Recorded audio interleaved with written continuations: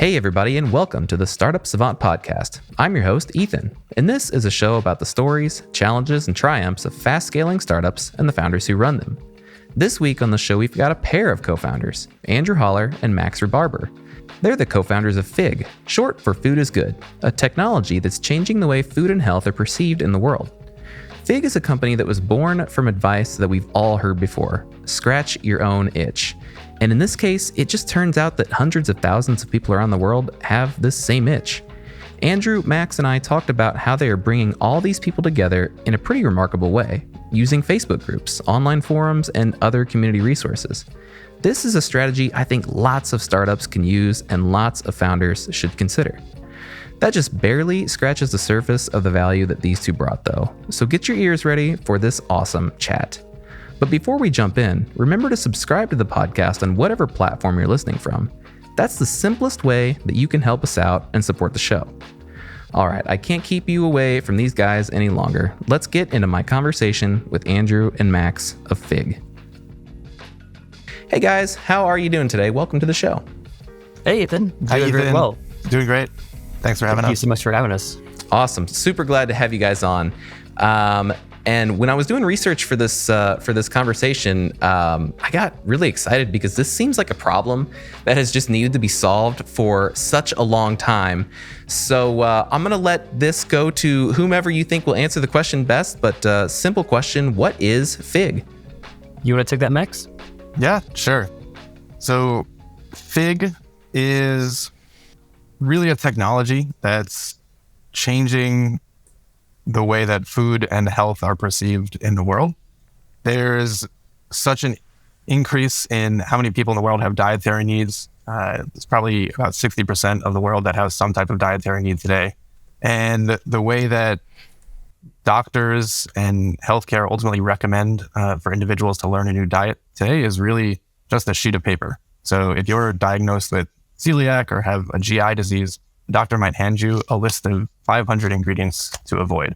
And the patient's often, left on their own to figure out what their life is or how to navigate food with that paper. And, that's just such a backwards experience that we, felt pretty passionately technology could, streamline and improve for the patient and just their overall life. So what we've built so far is a technology that simplifies that whole process, makes understanding what your dietary needs are really, really simple, stores that in one place that lives online, your FIG, and then connects that to everywhere that food is. So if you're shopping for groceries, browsing for recipes, or ordering from DoorDash, really just finding food in the real world, FIG will just very simply and clearly show you, is a food green, good for you? Is it red, bad for you? And actually explain why.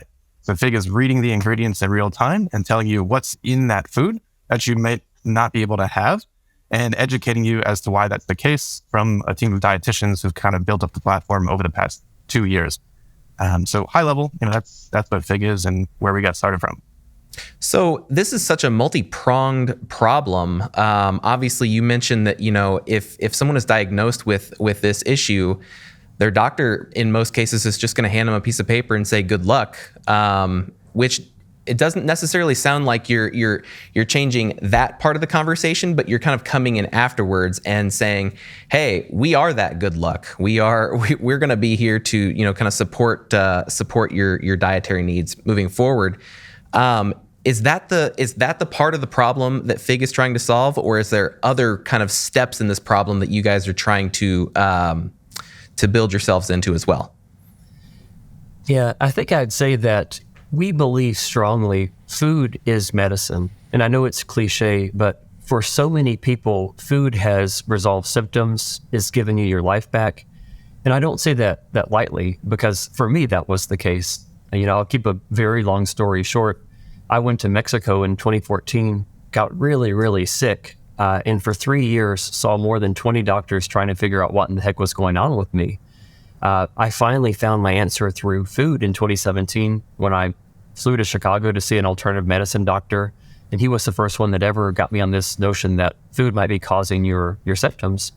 But I was presented with that sheet of paper and basically told to avoid hundreds and hundreds of ingredients.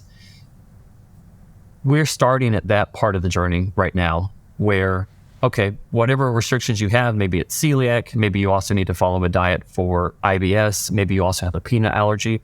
They can take all of those needs together and then present recommendations for you so you don't have to go to the grocery store and spend hours looking for food.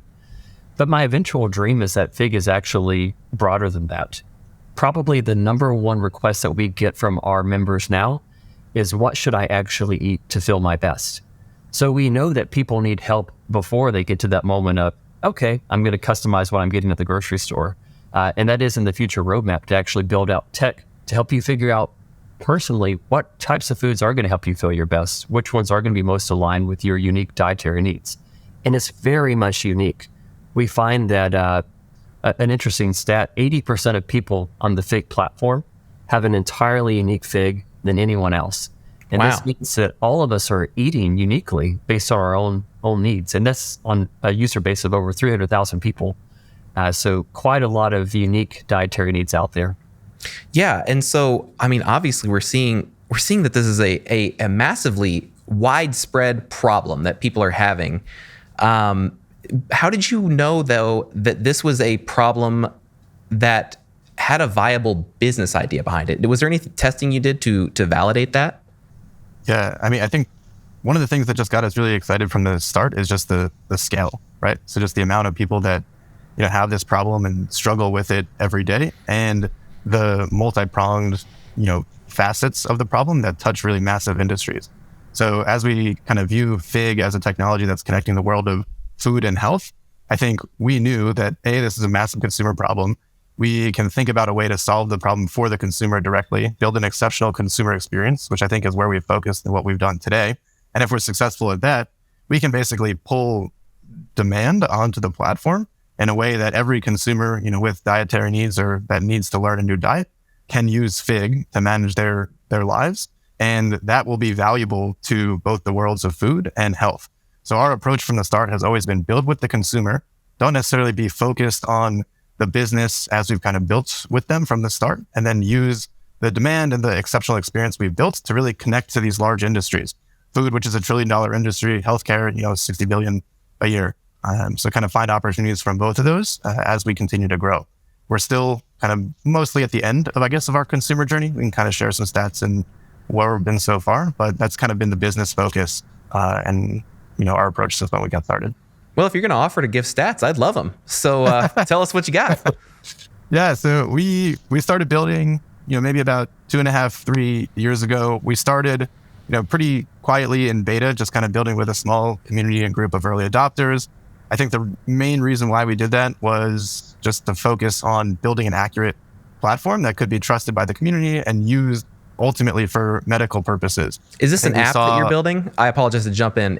Or is it, or was it some other format? So we started with a Chrome extension. Okay. So the first manifestation of FIG was a Chrome extension that sat over online grocery and online recipe experiences and showed you that green, yellow, red rating and red ingredients on top of those pages. We launched that platform, maybe about 2.5 years ago. And we, you know, experienced a lot of growth, like pretty quickly, actually from a single TikTok post. So oh, nice. From the extension, we grew maybe about like 20,000 users in a week from a single TikTok post. It was learning both in terms of like the magic and power of TikTok for marketing, and then also just kind of gave us confidence that there's like a market here and pull, you know, for our product. So all right, hold on. I gotta interrupt again. I'm so sorry. Yeah. What you gotta tell us what was in that post? It was so simple, so very simple. If you have dietary restrictions, you've got to try this.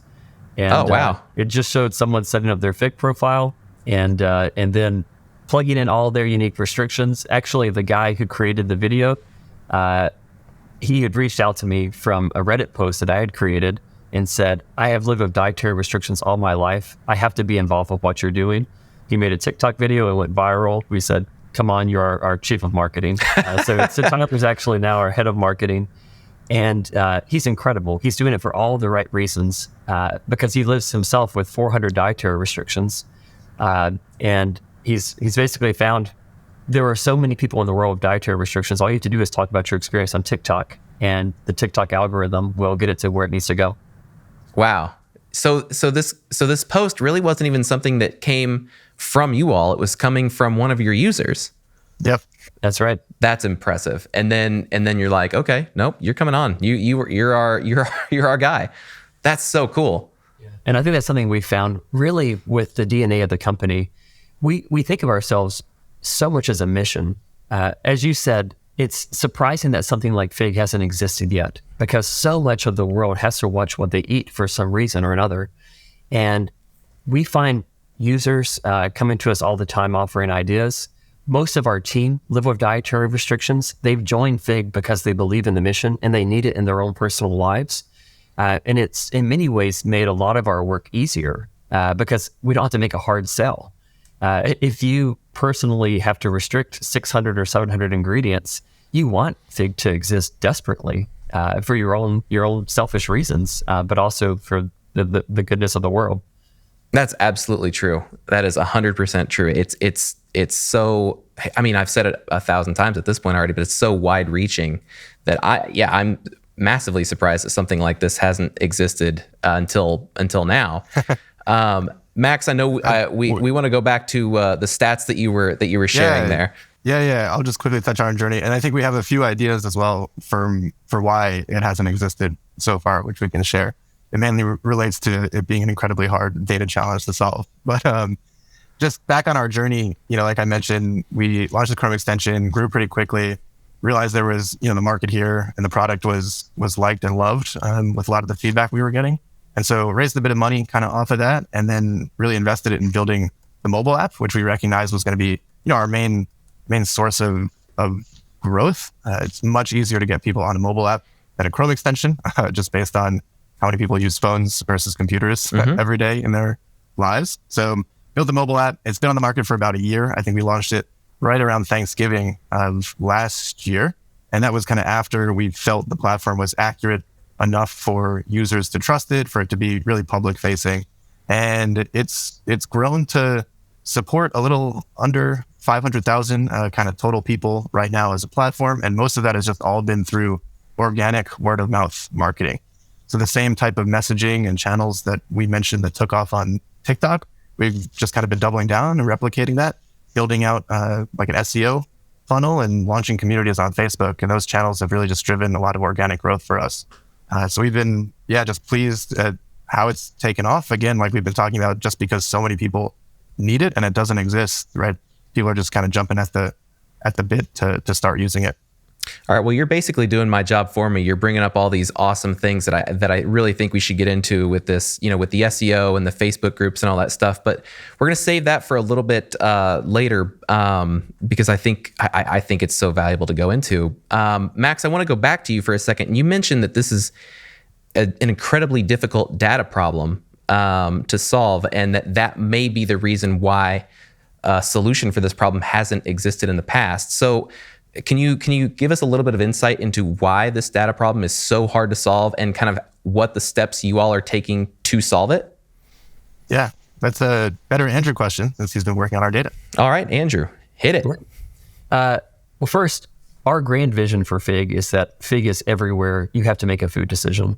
And we started at grocery stores and recipe websites, but eventually we want to expand into restaurants, and especially with sharing between friends and family. My ultimate goal is that you'll be able to send your Fig to your mom, and she can cook for you, no matter how strict your dietary restrictions are. But we started in the grocery space because that is the foundation of where most people find food, and you meal plan.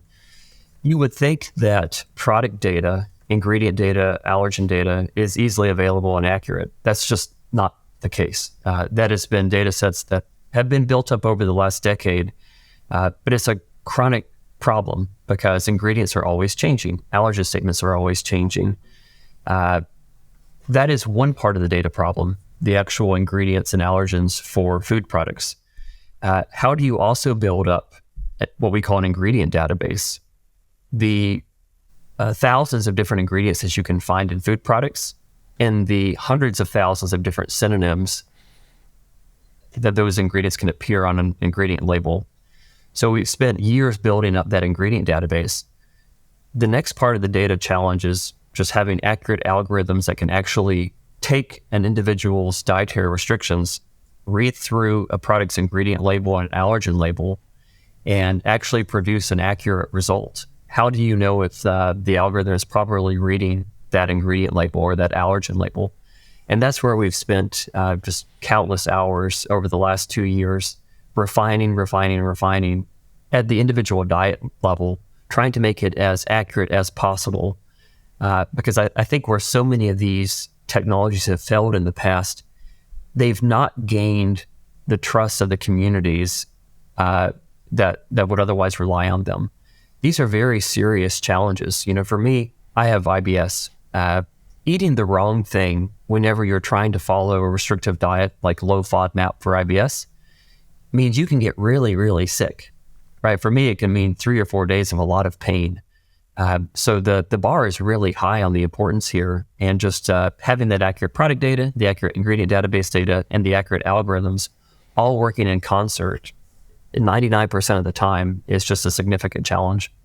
So yeah, let's dig into that trust building there for a second, because this is a problem. I haven't, I don't have a whole lot of dietary restrictions myself, but personally, my fiance's mom has celiac, and so I know that I've stood in the grocery store and Googled with only one hand, because the other hand's full of groceries, is Miracle Whip gluten-free? Is this brand of pickles gluten-free? I mean, everything in the grocery store I've Googled, is this gluten-free? And so the thing that's our SEO strategy. Right. And so, hopefully Fig was on top of some of those search results. Yeah. Well, but in the past, I've been doing this for years. So in the past, it's always been blogs and these personal blogs. And so there are these individuals out there, not businesses, that are trying to solve this problem, and you don't know whether to trust them or not. So tell us how you're building this trust. Yeah, I'll say that we have, I think there's a two-pronged system. One is working with dietitians where we can. There are dietitians who live with celiac, who are the absolute best people in the world to go through and help us identify which products are likely appropriate for a celiac diet. Same thing for dietitians with IBS, dietitians with histamine issues.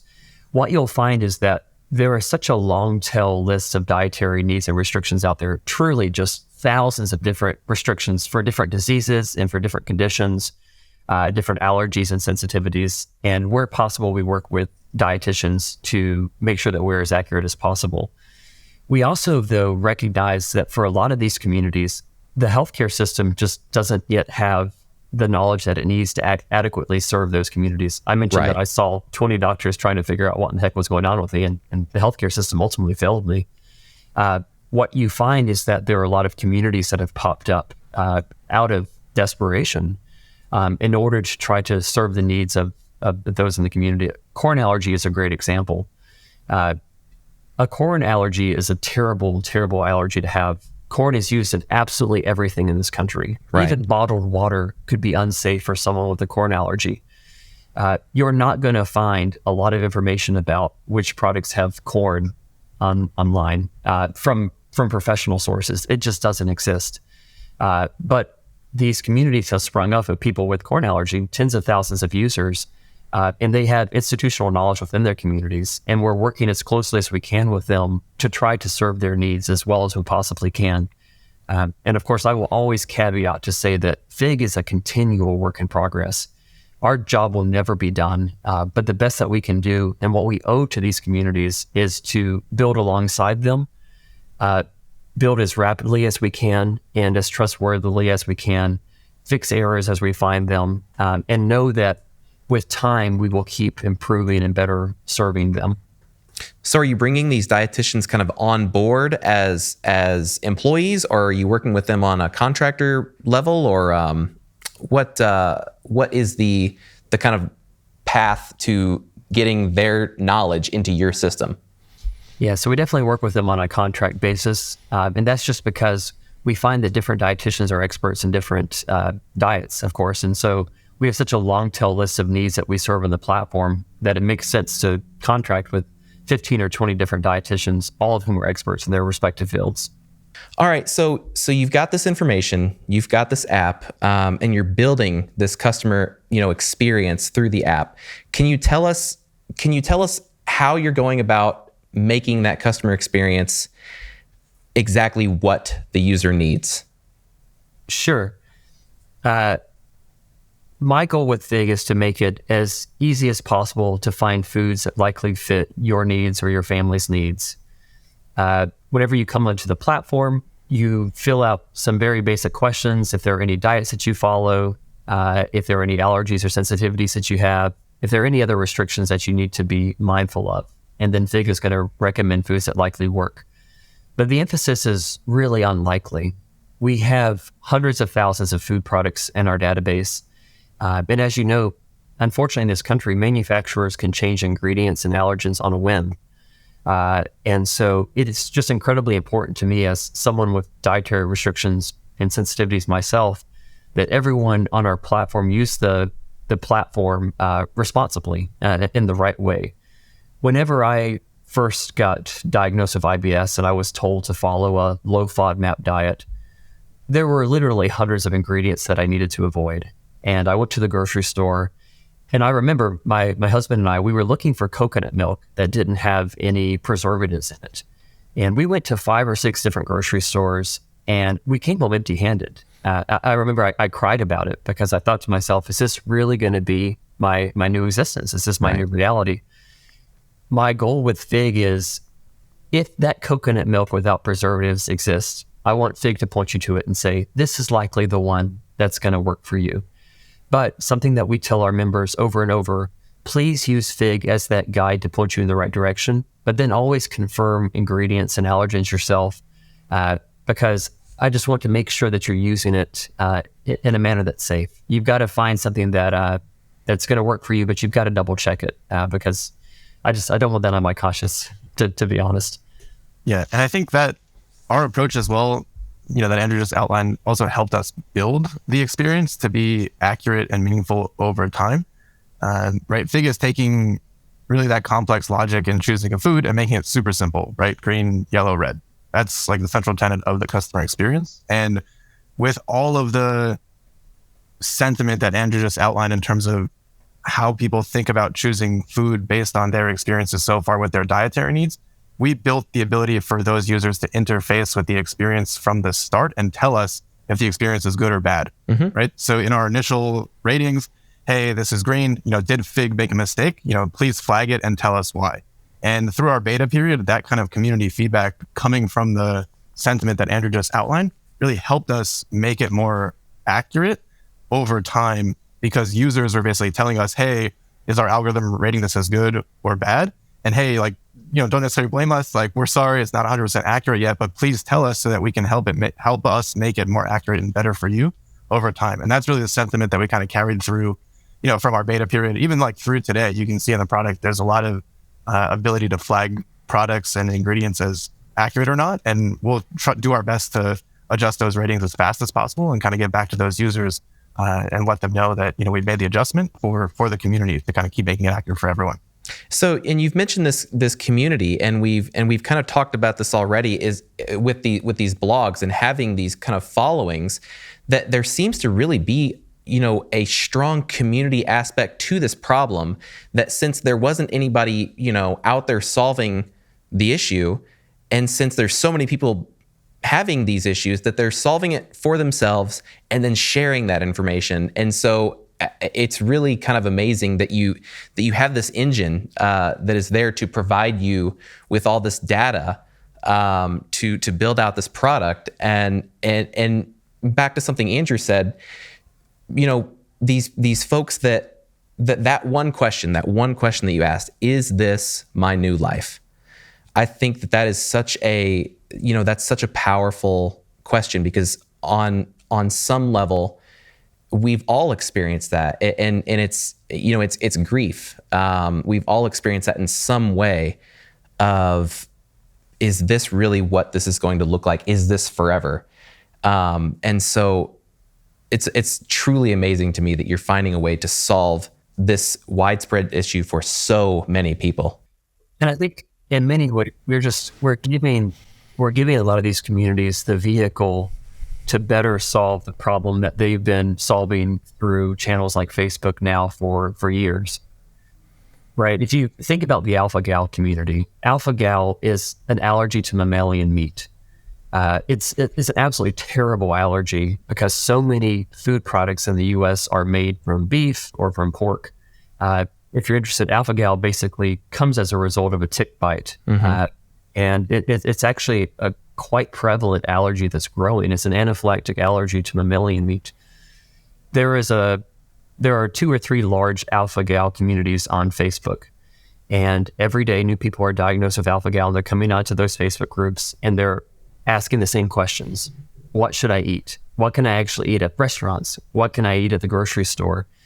And you'll find that there is an incredible willingness of folks in those communities to help the newcomers, but they're doing it on Facebook. They're posting a picture of a product and saying, here's what my family and I rely on.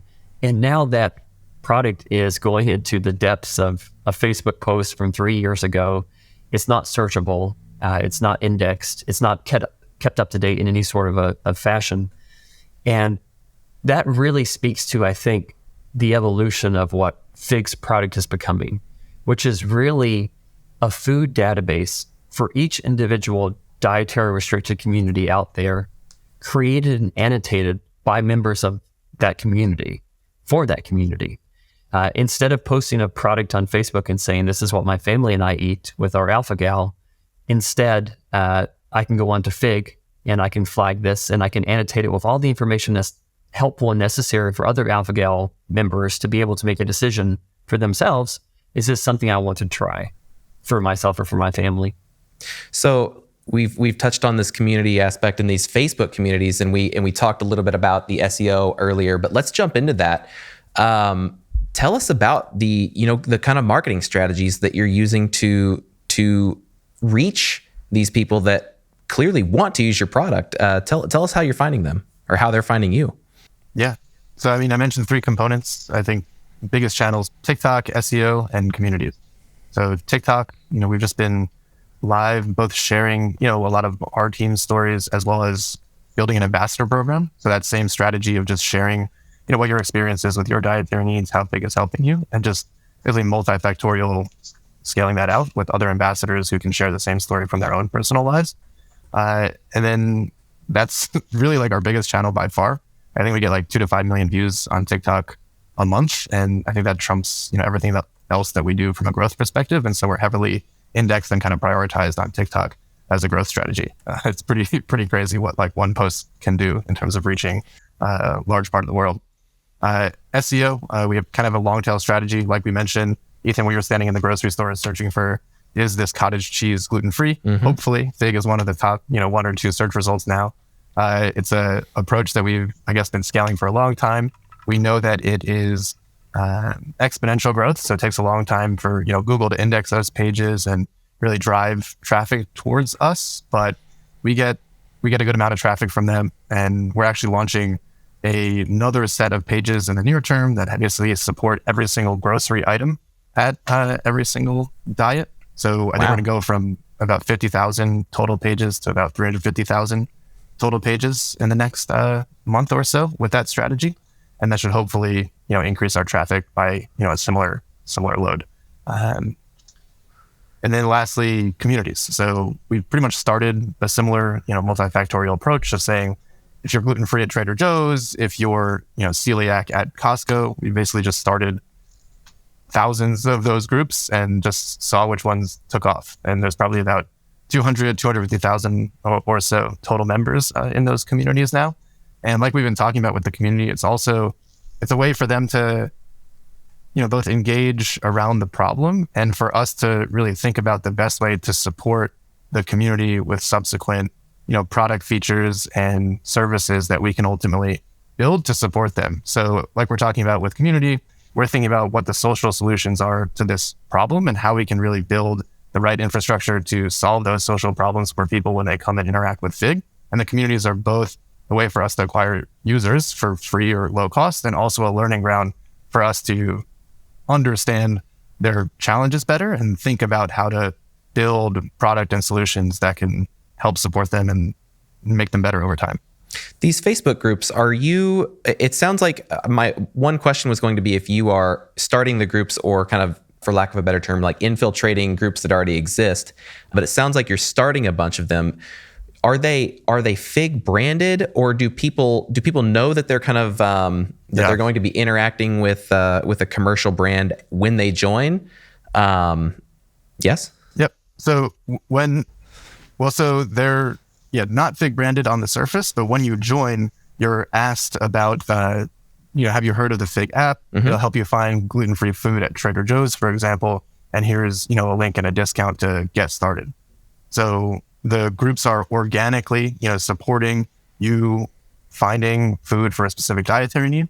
And you're also informed and taught about how Fig might be helpful given your situation. That's a pretty darn good strategy to me. And I'll just say on the Trader Joe's gluten group, we started that probably 3 months ago. I think it's already grown to 120,000 members. Holy cow. We're relying on Facebook's algorithms and just the inherent interest of people who are trying to shop gluten-free at Trader Joe's to drive that growth. And as Max said, whenever you join, you're prompted to go download the Fig app, which is great. But the second piece, going back to what Max said too, we're trying to bring Fig's app into the conversation on these pages. So whenever people are posting products, post them from the Fig app. Go add your commentary about your gluten-free experiences with this product onto the Fig app instead of just posting it onto a Facebook post, which will again just go into obscurity in a year or so. Mm-hmm. Start making Fig the way that you actually have these conversations around food and your specific dietary restrictions. So you've definitely proven that there is a problem here. You've proven that there are a ton of people who are not only willing to jump into your product, but excited to jump into your product. So tell us a bit about the business model. How is this being monetized? Yeah, definitely. I think this is maybe one of the biggest challenges, that we've experienced so far as well, right? Being very mission driven, very clear on, the community that we want to support, and being multi-phased in the way that we approach the business model and setting this up. I think we knew that, we would have to hold our stomachs while we progressed on building a free platform focused on consumer growth. And I think our stomachs got a little bit more queasy over the past year as the market and capital became a little harder, to come by. So our approach to monetization has always been get demand on the platform, partner with large industry, food and healthcare that can ultimately pay for this service and support it, for the communities that need. I think we were at a point maybe 6-7 months ago where we were like doing the math on, runway, how long we kind of had in order to kind of make it to that next phase where we could really start jamming on the B2B side with enough demand on the platform that we question kind of if we could make it. And our strategy and approach really turned to starting to charge the consumer for a premium service that we could build in on top of the existing experience. So maybe about 3-4 months ago, we kind of decided to start monetizing from the consumer. We built and launched a consumer subscription at the end of August for premium features, which included unlimited use of certain features. And we also launched an initial restaurant feature that only premium users would get access to. So basically Fig at restaurants, green, yellow, red at, Taco Bell, McDonald's, etc. And the subscription actually is performing pretty well. So over the past 3 or 4 months, we're starting to grow our revenue, maybe about 30-40% kind of month over month. And we think we're on a good path to sustainability and have like a good proof point around our first revenue stream. So for us, again, the end game is not to make all of our money from consumers. It's still to really generate a lot of partnerships and opportunities with businesses, who are going to pay for the service for their consumer, as well as to improve kind of their businesses as well. But right now we're monetizing from the consumer and it's working. So we're going to continue growing that into at least 2023.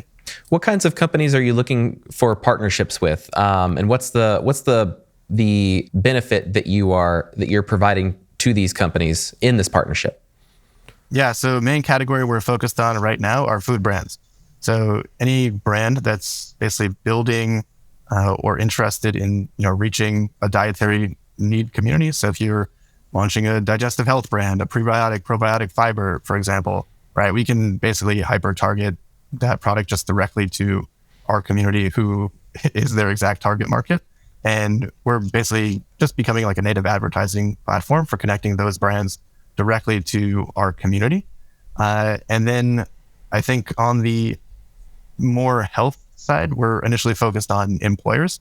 So if you're like a large self-insured employer, right, why not just cover FIG for potentially the 60% of your population that has dietary needs and just pay, a few bucks a month for your employees to get the exact same benefit that the consumer is getting, just that you'll kind of reap the benefits on decreasing the healthcare costs, right, that you're kind of paying out of pocket for managing a lot of these difficult to treat conditions. What does the pressure, if you're receiving, a little bit of extra pressure from the VCs or from the investors, what do those conversations look like, or what does that pressure kind of, how do those conversations happen?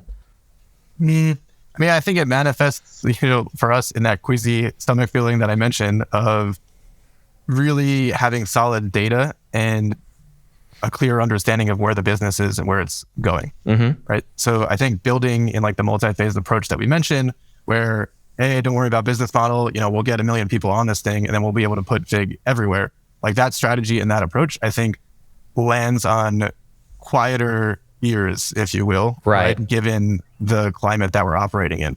So for us, our decision was, okay, let's not go with that, strategy and approach. Let's build a solid revenue stream and initial business that we can show multiple months of growth and hard data that we can walk investors through and get them comfortable that, hey, in 6 months, FIG will be a $1 million a year revenue business. Great. Here are other revenue streams that we can turn on, subsequently with the additional investment. And that's kind of how we've at least felt and realized that difference in the market and how we're positioning and thinking about structuring the growth of our business over the next few years. So Andrew, going to you, let's talk about those next few years. What's next for FIG? Yeah, we've got a lot of things coming in the pipeline. It always feels like there's just so much to do and so little time to do it. But we have 3 or 4 things I'm really excited about coming down the pipe for product. One is we're looking at international expansion. So dietary restrictions are not an American problem. They are global. We've got requests really from every single country in the world, and we maintain a wait list. But we're looking at expanding now to English-speaking countries, likely the United Kingdom, Canada, Australia, and New Zealand. So that'll be coming in early 2023. The second thing is really a focus on user-generated content and annotation around foods, which I know we've talked a bit about already. But it's this notion that if you have 20,000 celiacs on the platform and they've had certain experiences with XYZ food product, how can we structure their experiences in a responsible way and deliver information back to that celiac community? If 10,000 celiacs had issues with a product that wasn't labeled gluten-free, that's important information that we might be able to pass back to the community. The third thing is thinking more about restaurants. Restaurants are often what I call the final frontier of dietary restrictions. At least with a food product from a grocery store, there is an ingredient list and an allergen list, which you can generally trust. I say generally, which is a whole other tangent. But with restaurants, you never quite know what you're getting. We started our beta restaurant feature with chain restaurants where there is some standardization. But think about all the mom and pop restaurants out there. We're thinking about how might we leverage the demand for food that we now are bringing onto the FIG platform to potentially influence how we might be able to work with mom and pop restaurants or with other chain restaurants to deliver those eating out experiences that people with dietary restrictions desperately want. And then the last thing I'd say is really around sharing. One of the hardest things when you live with dietary restrictions is isolation. It's feeling like you're alone and that no one else understands what you're going through. You don't really know what life with dietary restrictions is like until they hit you. And then you realize that you eat 3 times a day and you have to start thinking about where your food's coming from 3 times a day, every day, 24/7. And it's an exhausting challenge, and it's very isolating. because no longer can you just say to your friends who want to go out to eat, oh yes, I'll see you there. You have to start pre-planning. Can I eat something at this restaurant? Is it going to be safe for me? The sharing component of FIG is our way to help friends and family love you through food. It's so they can understand, okay, Andrew has IBS. He has to avoid 700 ingredients. Here's why. I can now use the FIG app to help him find groceries. I can use the FIG app to find recipes that'll likely work for him. I can use the FIG app to find restaurants that will likely work for him. Again, this is going to be a multi-year journey, but my goal is FIG is your dietary companion, your digital dietary companion that's helping you and your loved ones improve your food experiences everywhere. And it's so desperately needed for the people who struggle. Awesome. That is such a good answer. So much to look forward to. Well, this has been a good conversation so far. But we're going to see how it turns out with this next question. Max, I'm going to go to you first. What is your number one piece of advice for early stage entrepreneurs? I think it's check fear at the door. I think it's going to be a strong emotion that's kind of going to be present and will be there, across your journey. You should listen to it, know that it's there, but don't let it command you, and just, go for it. You got to get over the hump, and you got to get out there and really get past your fear. Solid advice. Andrew, same question. What is your number one piece of advice for early stage entrepreneurs? I'm sure this will be cliche, but it's truly about prioritization of your time. There is always so much that needs to be done at a startup. And one of the best learnings that I've had is figuring out what are the things that only I can do really, really well, and what are the things that I can ask someone else to do. And it's really the latter that is so very important. And Max will probably laugh because I haven't perfectly figured it out yet. But the best possible thing you can do is free up your time to focus on the things that truly matter, that only you can move the needle on. We got a thumbs up from Max, everyone. Love it. All right. This has been so much fun. You guys are awesome. I'm super excited about FIG. I've got it on my phone, and we're going to check it out the next time I've got to shop for my fiance's mom. Last question for both of you. Where can people connect with you online, and how can our listeners support FIG? Yeah, check us out online, foodisgood.com, at foodisgoodco on Instagram, most social platforms. Check out at Tyler and his tummy as well on TikTok. He's the most poppin' TikTok, I would say. He's our head of marketing, like we mentioned, and at the Allergic Girl as well. She's her name's Mia. She's actually a college student at NYU, and she's just amazing as a person and has been wonderful kind of sharing out her story as well. Check out those handles. And yeah, outside of that, FIG on the App Store, they get the experience and, use it for yourself. All right. Fantastic. Well, thanks guys so much for coming on. Folks, we're going to put everything you heard today in the show notes over at startupsavant.com/podcast. And that is going to be all for today's episode of the Startup Savant podcast. Thanks for listening in. A quick reminder before you go, subscribe to the show. Apple Podcasts, Spotify, wherever you're listening from. Just find that subscribe button and press it gently. Our guests will thank you, and so will we. Until next week, my friends, go build something beautiful.